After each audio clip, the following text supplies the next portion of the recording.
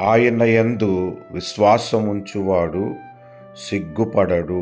రోమాపత్రిక 9వ అధ్యాయము 33వ వచనము.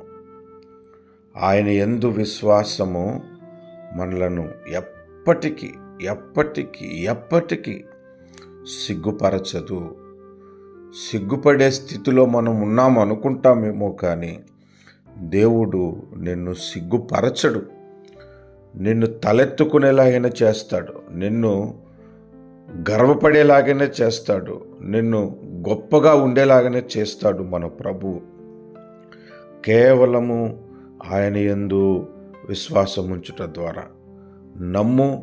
నీ ప్రతి సమస్య నుండి, నీ ప్రతి ఇబ్బంది నుండి, నీ జీవితంలో ఉన్న ప్రతి విధమైన చిక్కుముడు నుండి, ఎవరు విప్పలేని చిక్కుముడు నుండి, ఎవరు తప్పించలేని సమస్య నుండి ఆయన నిన్ను తప్పించి నిన్ను బలపరుస్తాడు.